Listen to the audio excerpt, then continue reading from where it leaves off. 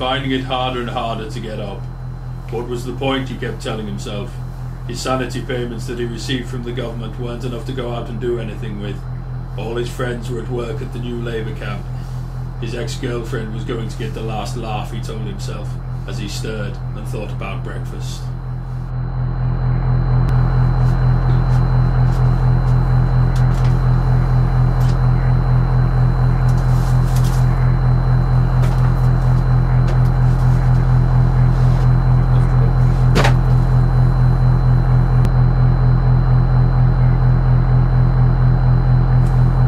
The government is saying today that they intend to cut back on sanity payments and help people get back to work in the new Labour camps. In further news, security forces have announced to clamp down on activities by guerrilla filmmakers.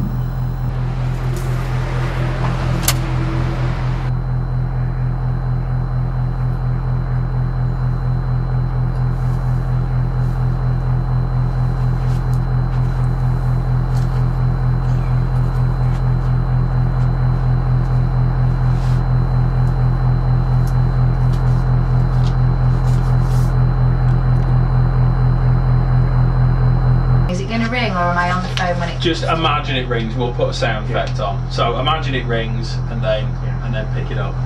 Okay. Hello, Guerrilla Filmmakers Front, Natalie Seven speaking. I see, Mr. Castle. You've received our birthday card.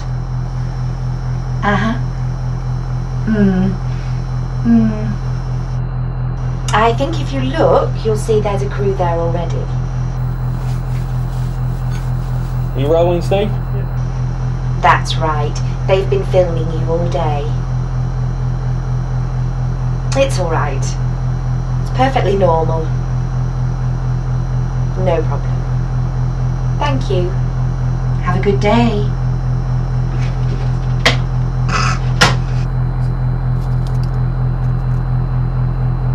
How does it feel? I'm just a bit confused. Why? Because I never asked to join the Guerrilla Filmmakers Front. I mean, I don't mind, because I've nothing better to do with my life. Just don't see why you chose me. You'll find that you chose yourself. What do you mean? Henry Castle began to realise increasingly that he, in fact, was the leader of the Guerrilla Filmmakers Front, the militant wing of the Chimps Tea Party. How long had this been going on? How had he so cauterised his brain so as to forget his leadership of this rebel organisation? Why was he subjecting himself to this documentary? Or was it fiction?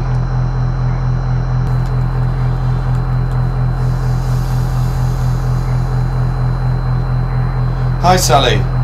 It's me, Henry. How are you? Okay, look, I just wanted to say sorry that I've not been in touch. It's just I've been leading this group without knowing it. Go fuck myself. Okay.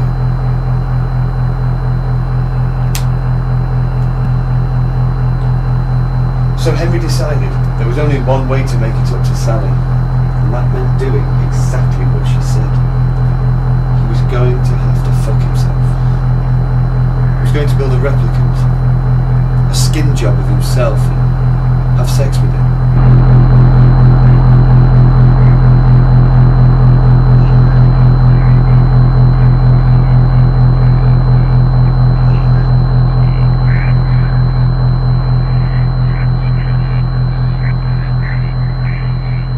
Okay, say action, Matt. Action.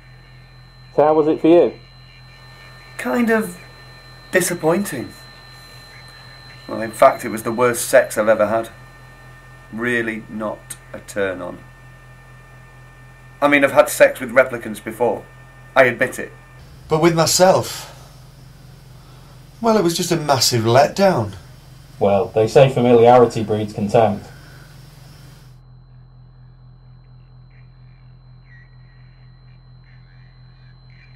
Sublime Marlon, so one more for look. That was a touch better, so... He's fantastic. I can see your face, Marlon, through this, and trust me, it's great. Is that recording? Yeah, it's recording. It's great.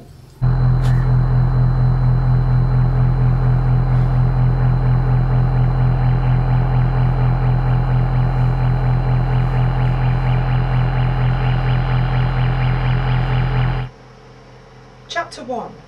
What are you listening to the radio for? Henry Castle sat listening to Radio 4. They were reassessing the French Revolution. Let them eat cake, he thought. Such glibness would get him nowhere. He had to penetrate deeper. There was that innuendo again. Penetrate. Deeper. Big ideas. Big. Make a big splash. He thought back to the mockers when he was busy losing his mind. Did he have it back now that he was leading the GFMF? What had he done to his psychological DNA to make him forget what it was he was doing and how he was doing it? Somehow he must have burned away memories while at the same time implanting a kind of hypnotic suggestion that led him safely to this particular point. Fuck, he thought. The pièce de résistance was that somehow he had avoided the worst of the humiliations that he could have faced. They were all laughing as he fell from grace. Now they had egg on their face. He liked to rhyme. Was that a crime? He got up and started pacing up and down the living room. Ideas were swirling around his head, and before long he had to lie down as his head was spinning. Was he having a heart attack, he wondered? He could barely breathe, but it was not like an elephant sat on his chest. Catching his breath, he rolled over onto his side and looked in the small dictionary that he had left by the side of the couch.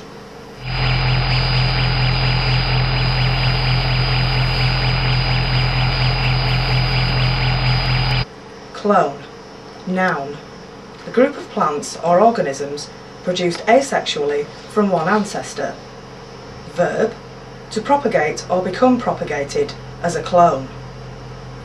So this was what God or Buddha or the international conspiracy was trying to tell him. That he was a clone. No, not that. Deeper. That the story he was living was cloned. Yes. But cloned from what? He decided to ring Sally.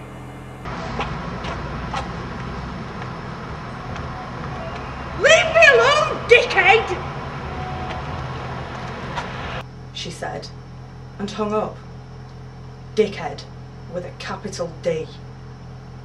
Yeah, I guess that must be my name if Sally says so. But what does that name mean?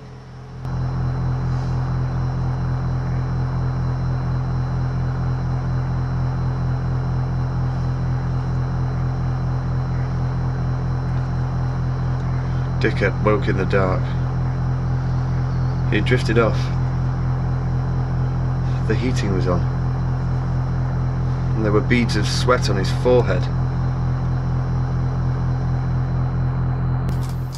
I found it washed up on a beach in Whitby. Let's see it then.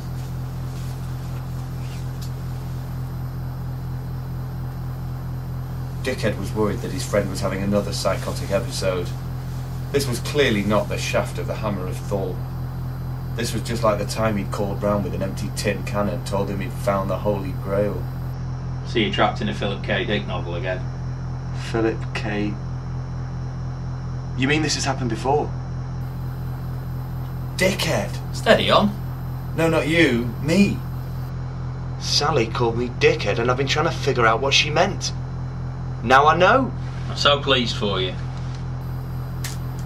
Dickhead was now convinced that his friend Griffin was not at all psychotic, but in fact had a very deep insight into the nature of reality. So maybe this was the shaft of Milmore.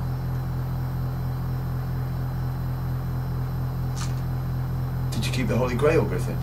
Oh, that? I wasn't taking my medication when I thought I found that. It was just a tin can. Are you taking your medication now? Shh. Do you want some fish and chips? So what are you going to do? Well, that depends. Go on. Well, that depends on whether or not you'll then be the shaft of Milmore. What do I get in return? Edwina's number. Seriously?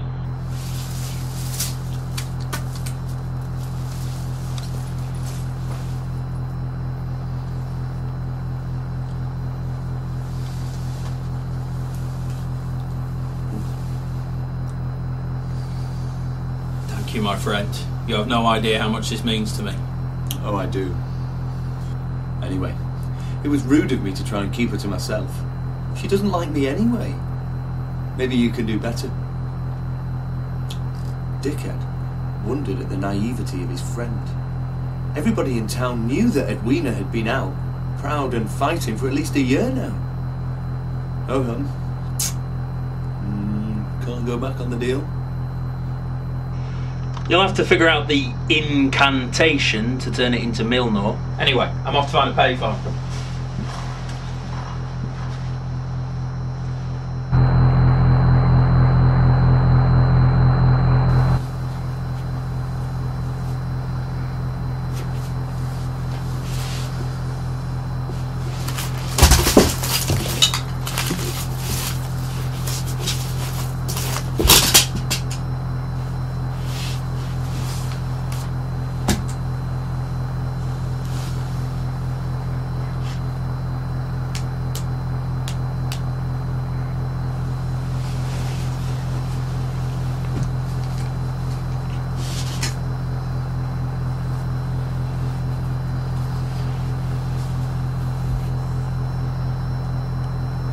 The Marshal's marionette and the Mariner's marjoram.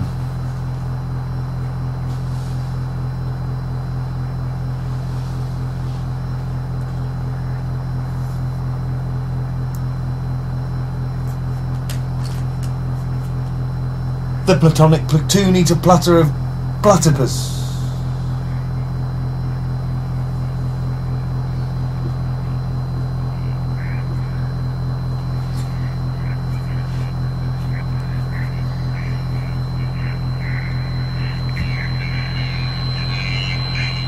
Normalise the Norsemen from the northeast of Northumbria.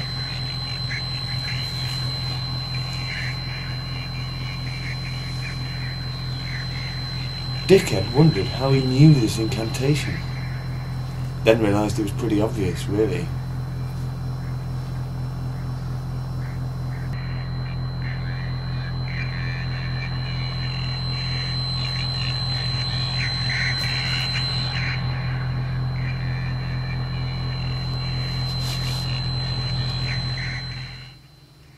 Why'd you importune so of an ancient god's device? I want to know what's going on. Why is all this happening to me? Well, that's a tricky question. Personally, I'm pretty sceptical that any of this is happening at all. If you look at modern physics, it will show pretty clearly that what we consider existence is really an illusion. Really? What can I do about it? Nothing, really. Just hold on to your hat. Hold on to my hat? Sure, it can get windy. That's what happened to Thor. Very sad. Will you stick around? I might. You look like you need my help. Thank you. What about Sally? Am I going to get back with her? Sorry, I think you really screwed that one up. Will there be someone else? Try spend more time in the shower? Sure, why not? Now leave me alone for a while. I'm watching a saga.